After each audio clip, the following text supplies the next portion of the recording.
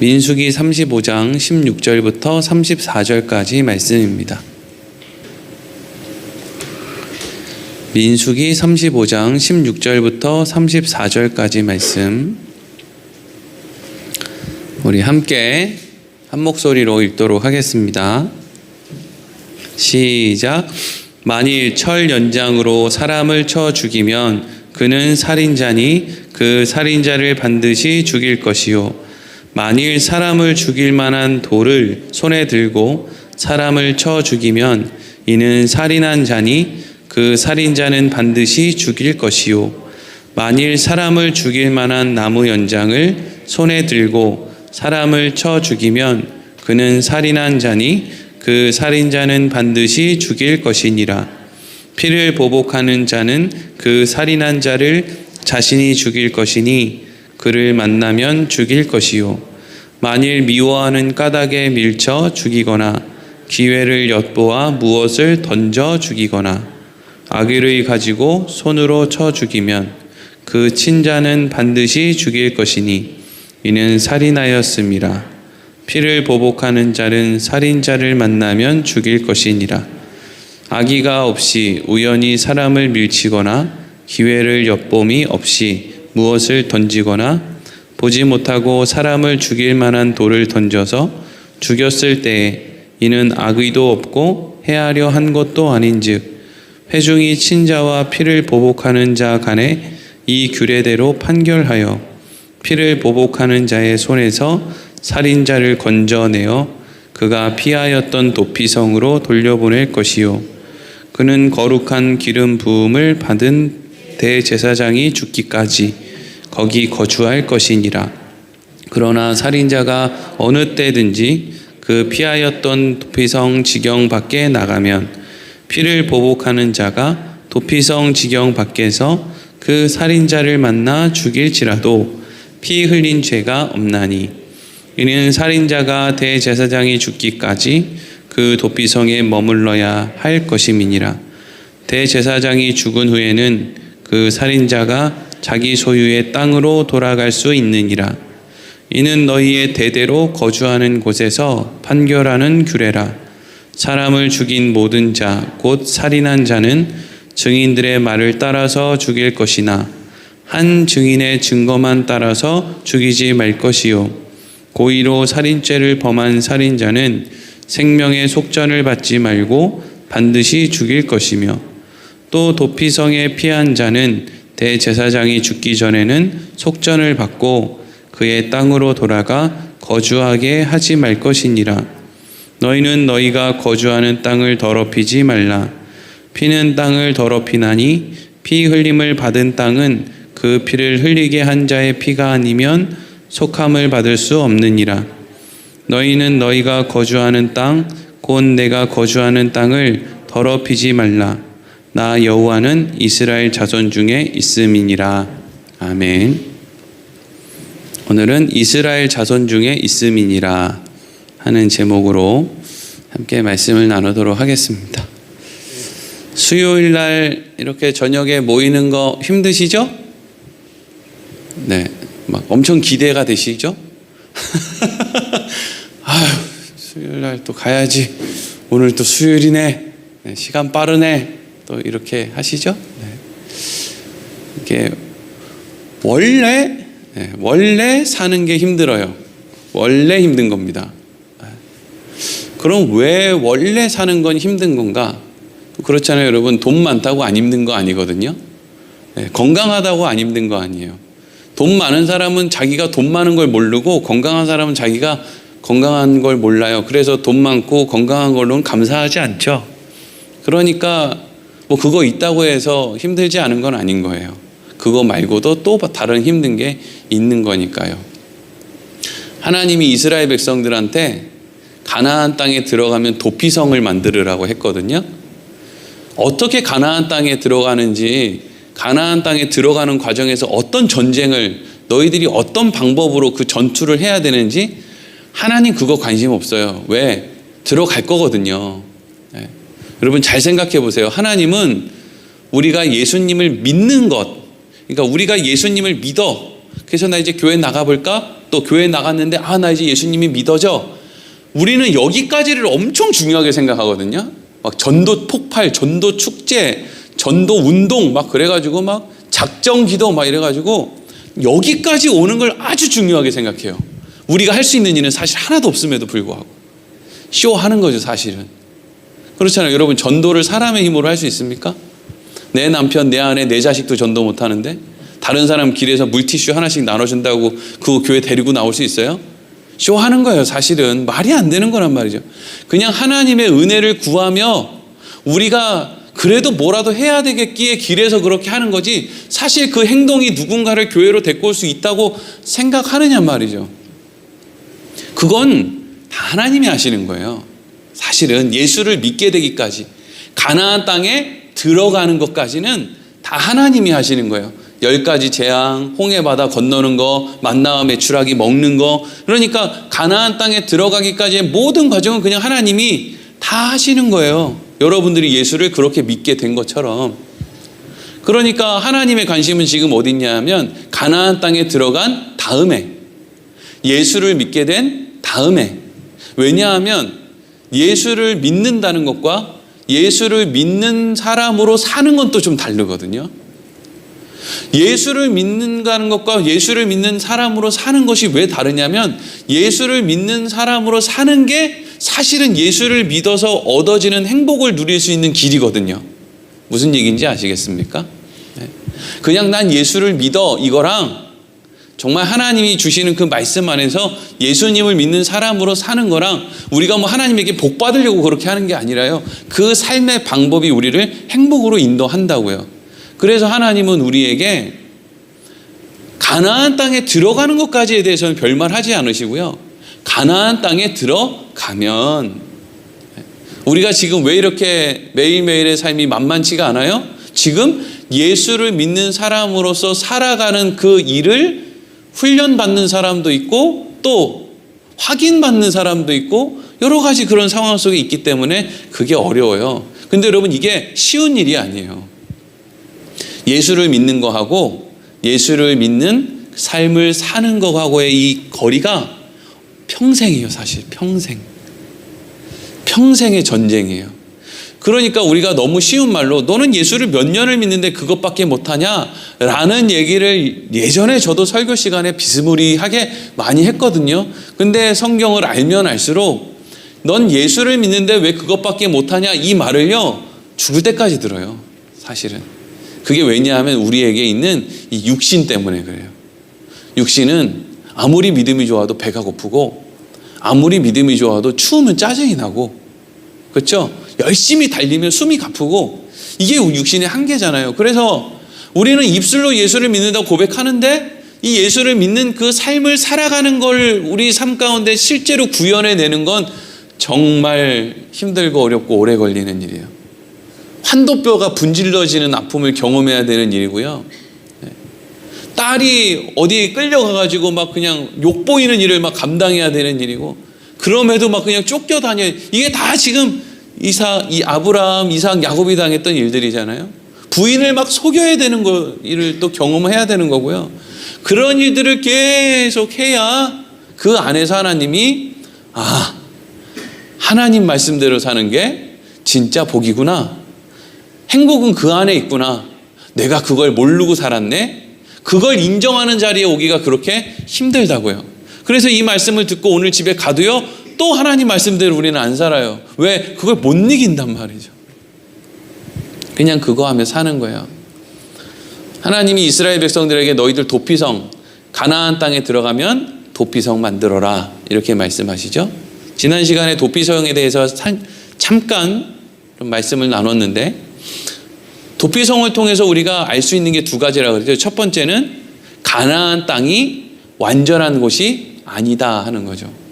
그럼 가나안 땅은 천국이 아니라, 굳이 비교하자면 가나안 땅은 신앙생활을, 하나님을 믿는, 예수 그리스도를 믿는 삶을 시작한 땅을 가나안 땅이라고 했죠. 그러니까 예수 믿고 교회 나오면 모든 일이 해결이 됩니까? 안 됩니까? 안 되죠. 안 되는 거예요. 하나님이 나랑 함께하지 않아서 거기에 문제가 있는 게 아니에요. 여러분 11조를 떼먹어서 우리 인생에 지갑을 잃어버리고 어려움이 생기는 게 아니에요. 땡 틀렸어요.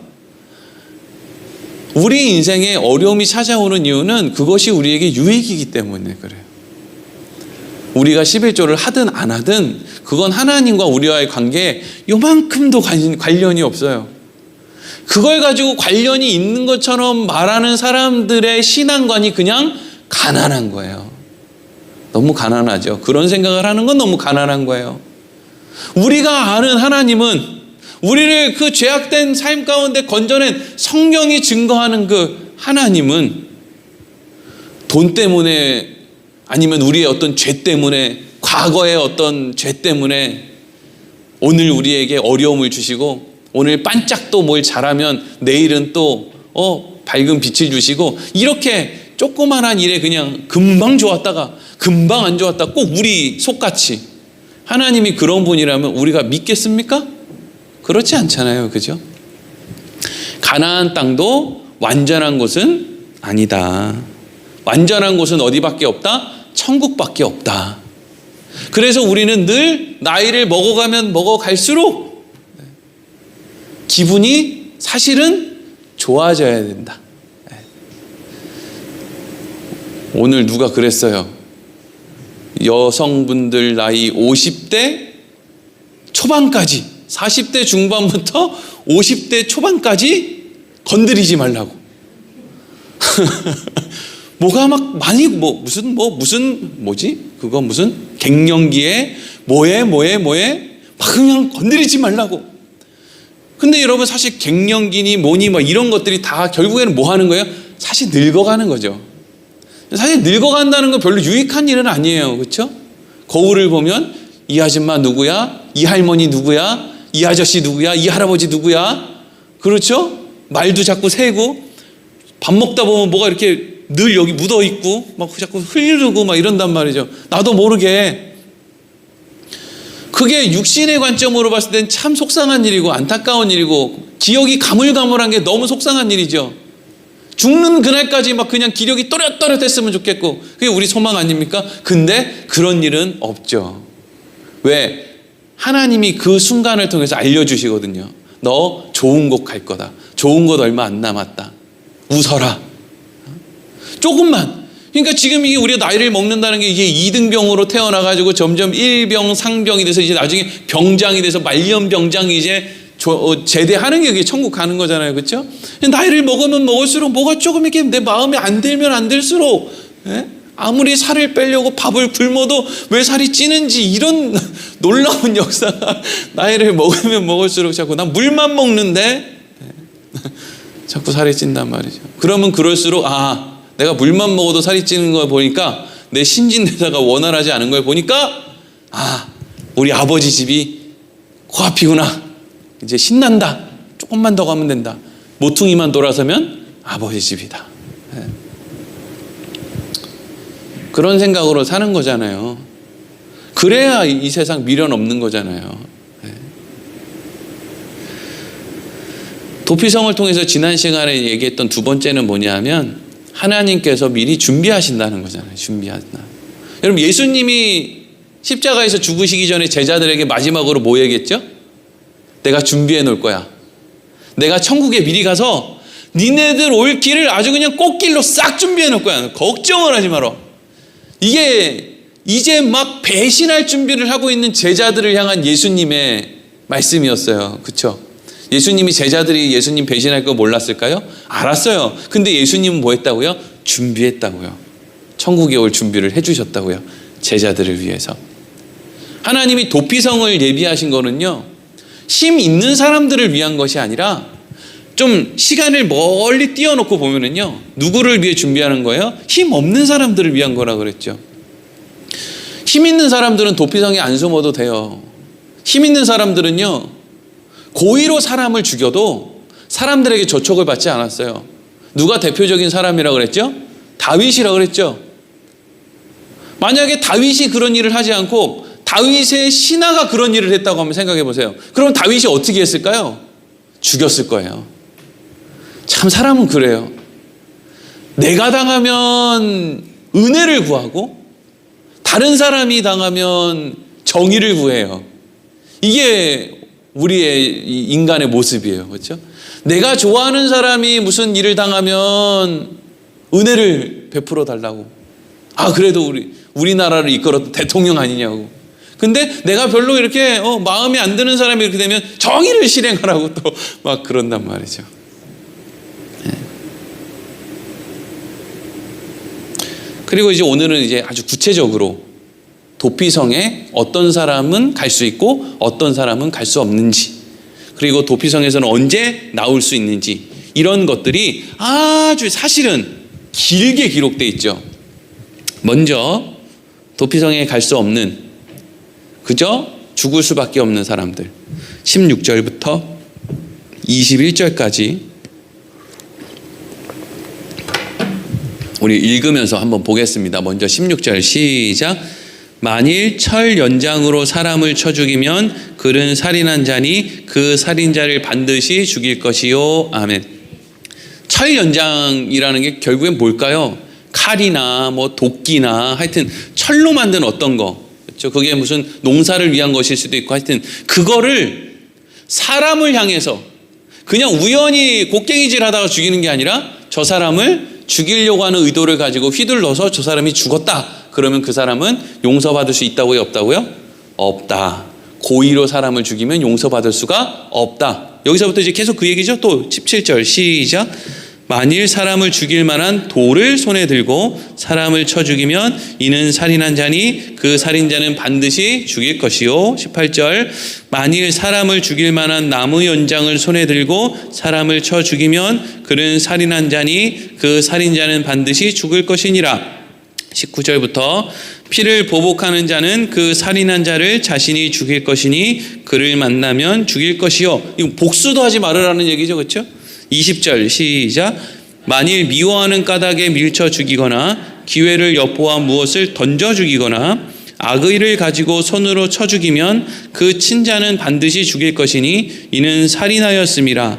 피를 보복하는 자는 살인자를 만나면 죽일 것이니라. 아멘. 정리하면 고의로 사람을 죽인 사람은 반드시 죽여라. 예외 없다. 사람을 죽인 사람은 죽여야 된다. 근데 이제 여기 안에 이런 이제 생각을 좀 가질 수가 있어요. 뭐냐 하면 이제 시간이 지나면 힘이 있는 사람들, 그 사람들은 누군가를 고의로 죽이는 일이 일어날까요? 안 일어날까요? 일어나겠죠. 요즘에도 뭐 그런 일들이 뭐 모르긴 몰라도 일어날 것 같아요. 막 드라마 같은 거 보면 막 무슨 뭐 검은색의 어떤 힘을 이용해 가지고 뭐 누구를 사주해서 뭘 어떻게 하고 막 이런 거 막 그냥 드라마 같은 데 나온다는 건 있음직하니까 그런 거 나오는 거 아닙니까? 그러면 우리가 생각할 때 누군가가 힘을 가지고 내 가족을 죽였단 말이죠. 그런데 저 사람은 힘이 있으니까 원래는 누군가를 죽이면 그 사람이 이제 죽음에 대한 그런 책임으로 사형을 당해야 되는데 저 사람이 힘이 있어서 저 사람은 법의 어떤 조촉을 받지 않는 일이 발생했단 말이죠. 그러면 우리가 할 수 있는 최선의 일은 뭐예요? 복수죠, 복수. 그렇죠? 복수를 이제 꿈꿀 수 있잖아요. 근데 하나님은 그러한 마음을 가진 사람들한테 뭐라고 얘기하냐면요, 복수하지 마 이런다고요. 이게 이제 중요한 내용이에요. 복수하지 마, 이게 무슨 얘기냐면, 그래서 그렇게 억울한 마음으로 저 사람을 찾아가서 법이 해결해 주지 않기 때문에 내가 내 주먹으로 해결하기 위해서 저 사람을 죽였습니다 라고 얘기해도 그 복수해서 사람을 죽인 사람을 똑같이 죽이라 이렇게 얘기를 한다고요. 이유 여하를 막론하지 말고 고의로 사람을 죽인 건 억울한 일 가운데 당한 복수라고 할지라도 모두 다 살인한 사람은 죽음으로 갚아야 한다, 이 이야기를 하고 있단 말이죠. 그럼 하나님은 왜 이렇게 말씀을 하시는 것일까? 이런 일이 일어날 걸 모르지 않으셨을 텐데, 힘 있는 사람들이 하는 그런 모든 일에 대한 것을 하나님이 모르지 않았을 텐데, 중요한 것은요, 하나님도 일하신다는 거예요. 여러분, 우리가 자꾸 잊어버리는 그거 말이에요. 우리는 하나님은 노는 줄 알아요. 그렇죠? 하나님은 그냥 먹고 노는 줄 알아요. 안 먹으니까 하나님은 그냥 마냥 노는 줄 알아. 그래가지고 내가 막 때를 쓰면 원수를 갚아주고, 때를 안 쓰면 하나님은 그냥 뭐 정의도 공의도 없이 그냥 맨날 퍼져서 노는 줄 안단 말이에요. 그렇죠? 우리가 최선을 다해서 기도하면 하나님께서 그 영혼을 위해서 뭔가 손을 써주시고, 우리가 맨날 기도도 안 하고 가만히 있으면 하나님은 그 영혼을 위해서 아무것도 안 한다고 생각하는 거예요. 그렇죠? 하나님이 우리만 못해서. 그죠? 그런 생각을 우리가 한다고요. 자, 신명기 32장 35절 읽겠습니다. 시작. 그들이 실족할 그때 내가 보복하리니 그들의 환난 날이 가까우니 그들에게 닥칠 그 일이 속히 오리로다. 아멘. 그들이 실족할 때, 나는 어쩔 수 없나 봐. 근데 그들이 실족할 때 내가 보복하겠다. 이걸요, 이렇게 읽는 것보다 바울이 이 신명기에 있는 요 말씀을 인용해서 바울이 로마서의 이 말씀을 가지고 풀어서 쓴 글이 있거든요.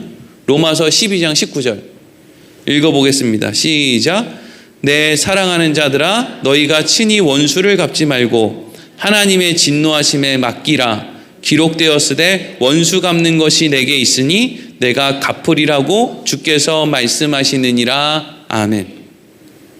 하나님이 복수하지 말라 그러죠. 왜요? 내가 하겠다는 거잖아요. 하나님을 믿는다면 하나님이 하실 일을 믿어라 하는 것이죠.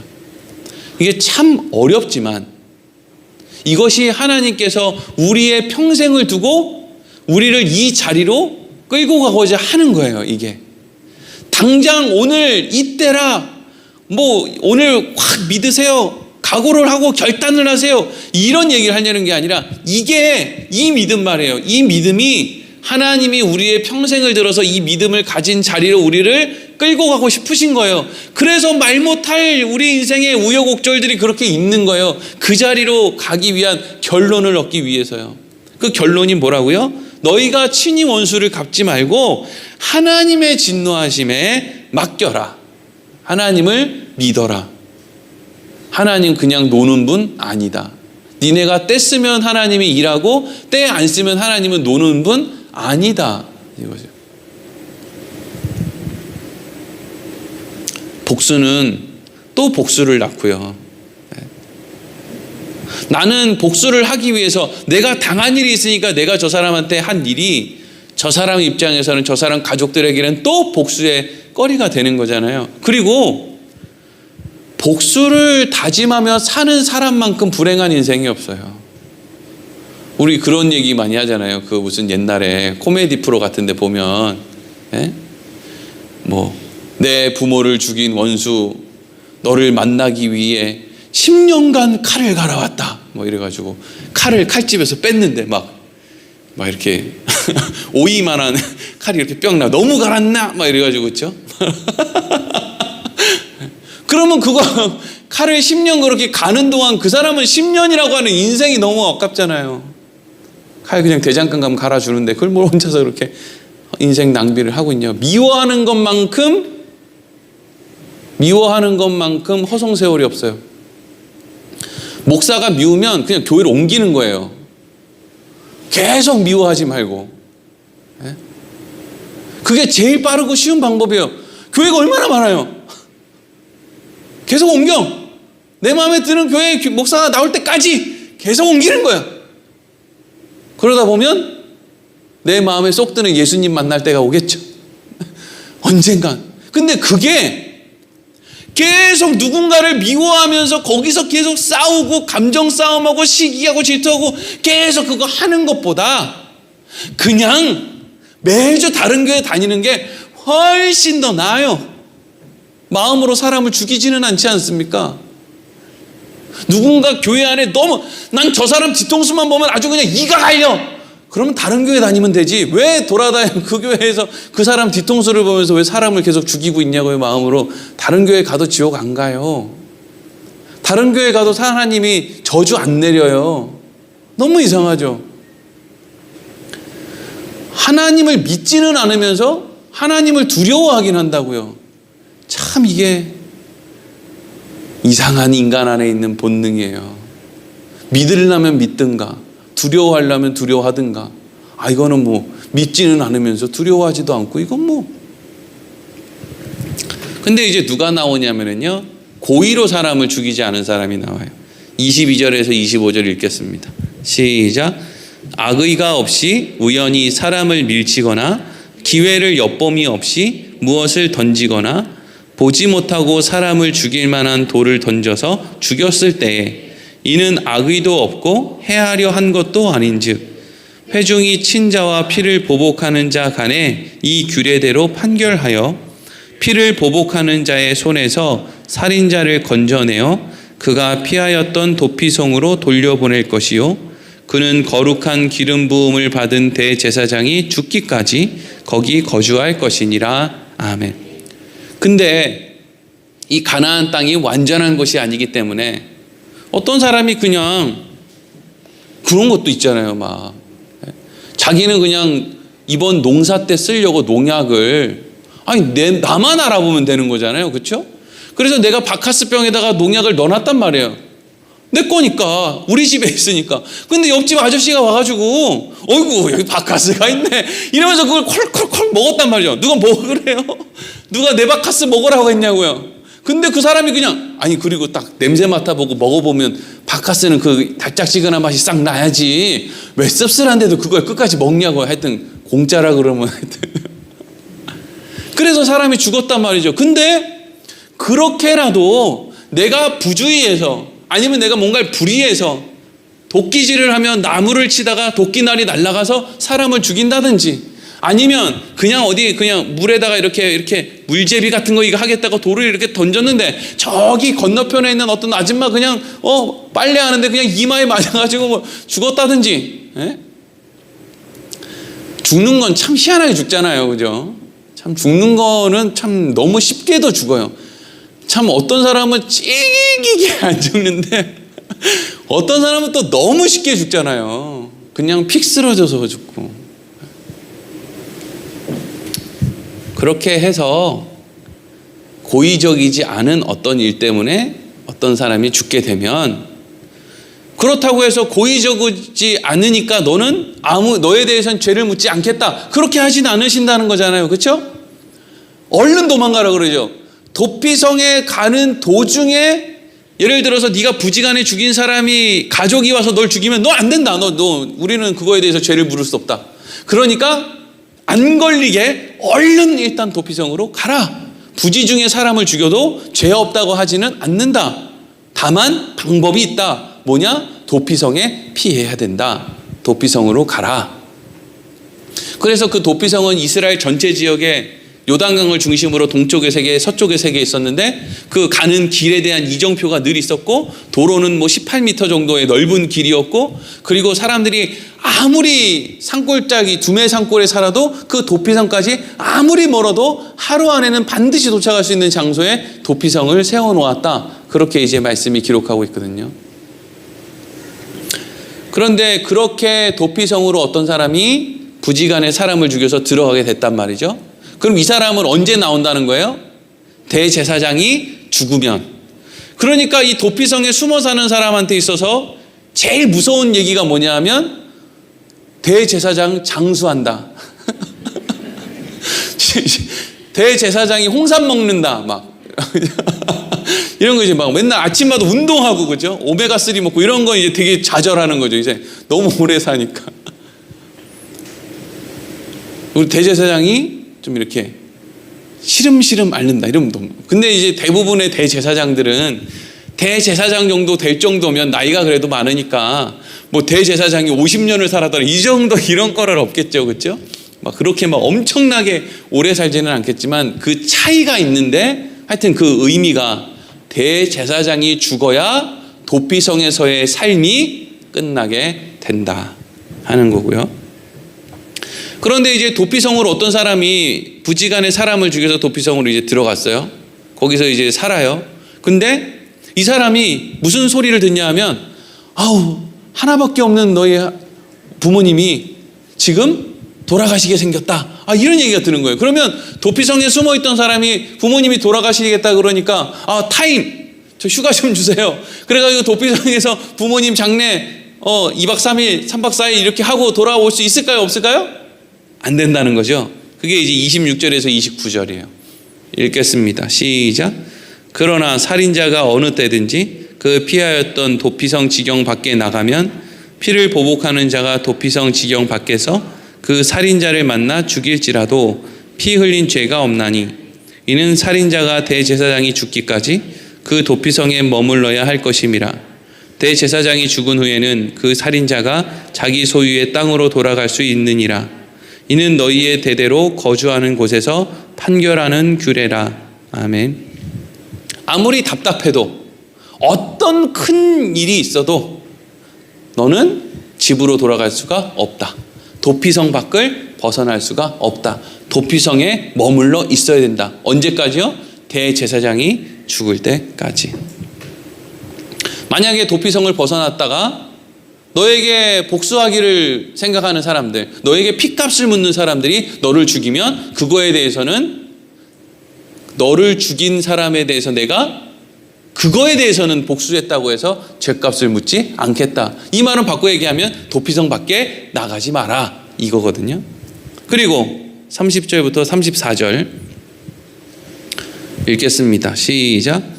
사람을 죽인 모든 자 곧 살인한 자는 증인들의 말을 따라서 죽일 것이나 한 증인의 증거만 따라서 죽이지 말 것이요 고의로 살인죄를 범한 살인자는 생명의 속전을 받지 말고 반드시 죽일 것이며 또 도피성에 피한 자는 대제사장이 죽기 전에는 속전을 받고 그의 땅으로 돌아가 거주하게 하지 말 것이니라. 너희는 너희가 거주하는 땅을 더럽히지 말라. 피는 땅을 더럽히나니 피 흘림을 받은 땅은 그 피를 흘리게 한 자의 피가 아니면 속함을 받을 수 없느니라. 너희는 너희가 거주하는 땅 곧 내가 거주하는 땅을 더럽히지 말라. 나 여호와는 이스라엘 자손 중에 있음이라. 아멘. 먼저는 이 사람이 고의로 사람을 죽였는지 아니면 부지중에 사람을 죽였는지 그거에 대해서 어떤 이제 증언이 필요하잖아요. 그거를 할 때 한 사람의 증언으로는 그것을 판결할 수가 없다. 그렇죠? 근데 사실은 우리가 이렇게 살아보면은요, 한 사람이 아니라 증인이 10명이 필요하다라고 해도 증인 10명 사람들이 만들어내요, 못 만들어내요? 만들어내요. 참 이게 이 세상이 참 무서운 거예요. 그렇죠? 증인 10명을 만들어낸다고요. 증인 100명도 만들어내요. 그러니 하나님 입장에서는 참 이런 말씀들을 하나님이 왜 만든 거겠어요? 우리를 위해서 만든 거잖아요. 우리의 삶을 위해서 만든 거라고요. 근데 하나님은 우리의 삶을 위해서 그렇게 여러 가지를 가지고 우리에게 좋은 길로 인도하는데 우리는 그 틈바구니에서 날마다 예외를 찾기 위해서 그래? 증인 한 사람이 안 돼? 그럼 2명 있어야 돼? 만들지 뭐. 10명 있어야 돼? 만들지 뭐. 이렇게 한다고요. 그러면서 하나님에게 하나님 제가 10명 증인 만들어냈는데 하나님이 잘못된 거 얘기하신 거 아닙니까? 이러고 막 달려든다고요. 참 인간들은 하나님이 우리에게 하신 그 말씀이 우리의 행복을 위해서 하신 말씀이라는 걸 도무지 이해하지 못하고 자꾸 우리의 불행을 위해서 우리가 곁길로 나가는 거예요.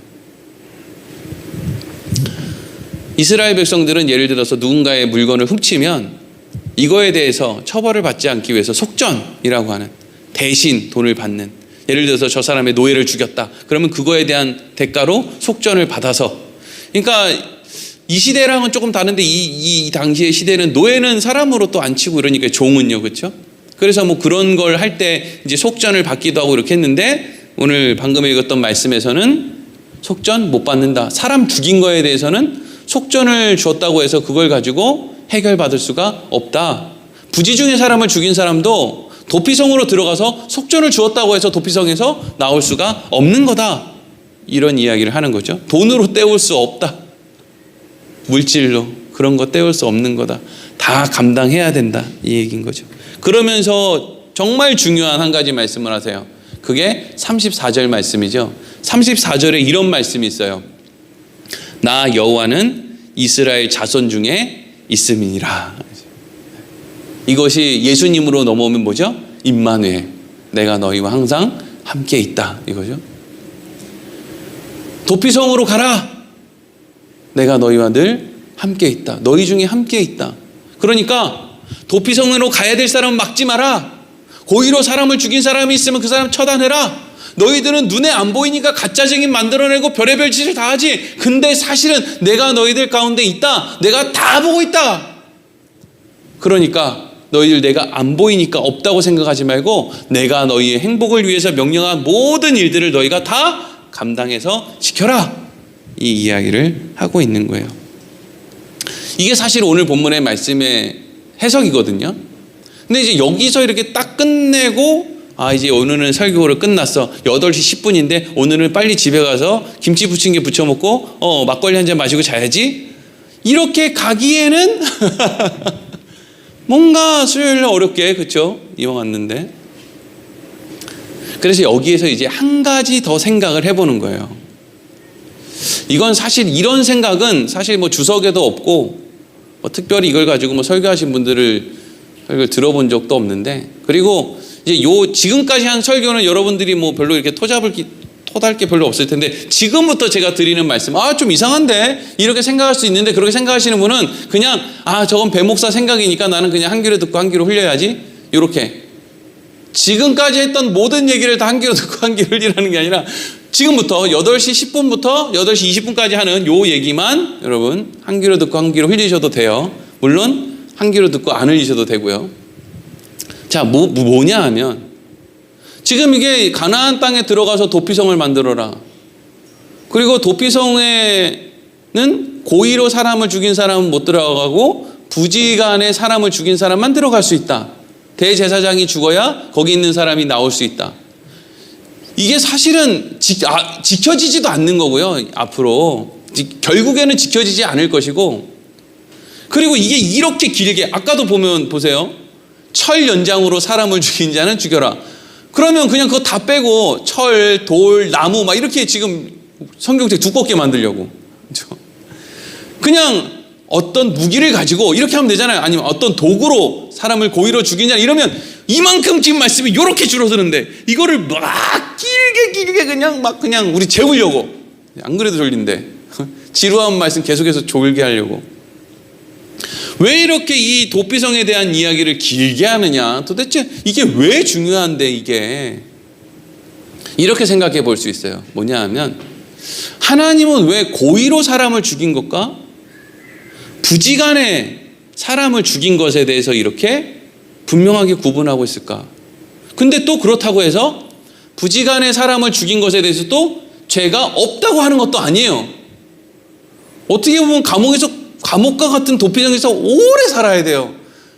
그러니까 이게 부지간에 사람을 죽인 거에 대한 대가치고는 너무 세요. 사실은 우리 오늘날 법으로 과실치사 누구를 이렇게 공사하다가 자기는 바닥에 있는 열쇠를 줍겠다고 이렇게 쑥 숙였는데 내 엉덩이에 어떤 사람이 쓱 밀려가지고 높은 데서 떨어져서 죽었다. 그러면요, 막 대제사장이 죽을 때까지 뭐 수십 년이 될 수도 있는 그 기간을 감옥에 살지 않잖아요. 그렇죠? 그 정도의 과실이 아니란 말이에요. 그럼 도대체 여 안에 무슨 의미가 있을까? 이런 식으로 생각해 볼 수 있다는 거죠. 고의로 사람을 죽인 것은 사탄이에요. 사탄. 그렇죠? 사탄은 아담과 하와 앞에 등장할 때 이미 하나님과 죄와 이 선악과를 따먹었을 때 아담과 하와가 이제 어떻게 될 것인지, 물론 이후에 예수 그리스도가 어떻게 얘네들을 해결해 주실 것인지 거기까지는 몰랐을 것 같기는 해요. 몰라요. 거기까지는 들어갈 필요가 없어요. 그런데 사탄은 고의로, 그죠? 고의로 아담과 하와에게 접근한 거예요. 그리고 아담과 하와를 고의로 죽였죠. 죽인 거예요. 아담과 하와를 죽였다고 걔네들이 고의로 죽였죠. 근데 아담과 하와는 어떻게 했어요? 부지 중에 죽었어요. 바보같이. 물론 하나님, 그 순간 하나님보다 선악과를 더 좋아했어요. 막 더 원했어요. 하지만 아담과 하와는 하나님이 정령 죽으리라고 한 그 정령 죽으리라의 그 말씀이 뭔지 몰라요. 참 어리석죠. 우리 자녀들이 그러잖아요. 야, 너 이거 이렇게 하면 너 나중에 너 이렇게 할 거야. 부모님이 막 윽박지르면 진짜 그렇게 알았어요 하면 안 되는데 애들이 멍청하니까 그래 알았어요 막 이런단 말이에요. 모르니까 그러는 거죠. 그러니까 어떻게 보면 고의로 사람을 죽인 것은 사탄이에요. 얘네는 용서받을 수 있어요? 없어요? 없죠. 부지간에 사람을 죽인 것은 아담과 하와의 후손이에요. 그 사람들은 죄 없다고 하지 않아요. 근데 이 사람들은 어디로 가면 죄에 대해서 묻지 않아요? 도피성으로 가면 되죠. 그럼 도피성이 뭐죠? 구약에서의 도피성은 뭐예요? 제사와 율법이에요. 매년 대속죄제일이 되면 자기의 죄를 전가시킬 그 양이나 소나 이런 것들을 끌고 제단으로 가는 거예요. 그리고 계속 그걸 하는 거예요. 그래야 그 사람들은 도피성 안에서 살아요. 구약에서의 도피성이 율법이요 제사제도죠. 계속 그걸 해야 되는 거예요. 언제까지 계속 그걸 해야 되죠? 대제사장이 죽을 때까지 해야 되죠. 대제사장은 언제 죽죠?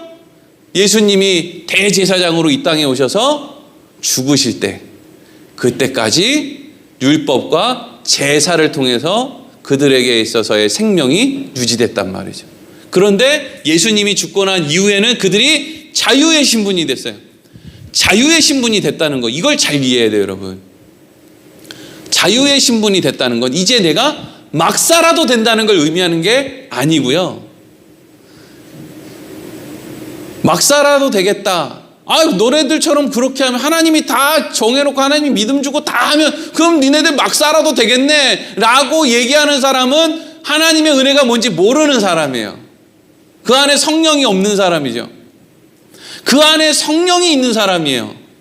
누가요? 예수님이 대제사장으로 이 땅에 오셔서 죽음으로 도피성에 숨어있는 사람들, 아담과 하와의 후손에게 자유를 선포했어요. 근데 그 자유 안에는 어떤 자유가 있냐 하면 성령이 그 안에 함께 가는 거예요.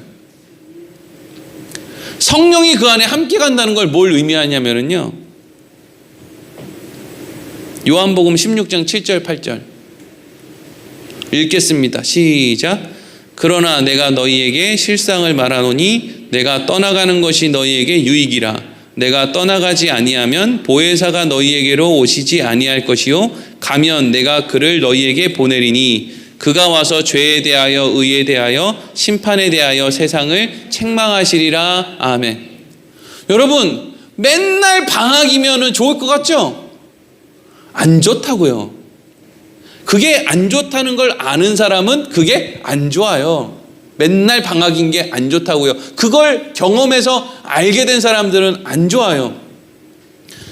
예수 믿고 어차피 니네들 하나님이 책임질 거니까 어차피 천국 갈 거니까 그럼 이제부터 오늘 마음대로 살아도 되겠네. 근데요, 우리는 마음대로 살으라고 해서 마음대로 사는 게 안 즐거운 거예요.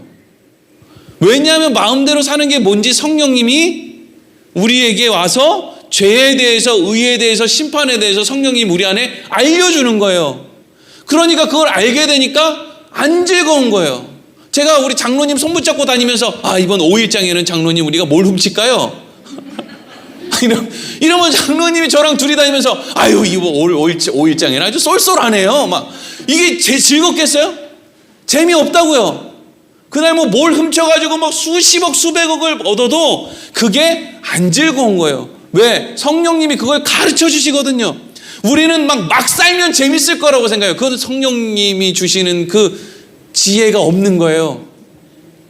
여러분, 제가 한 10,000명, 20,000명 모이는 대형 교회에서 맨날 교인들이 좋아하는 하나님을 기쁘게 하는 설교가 아니라 사람들을 다루는 그런 설교를 맨날 하면서 좋은 대접 받으면서 사람들 굽신굽신 대하는 걸 맨날 그렇게 경험하면서 거기서 제가 목회하는 걸 좋아할까요?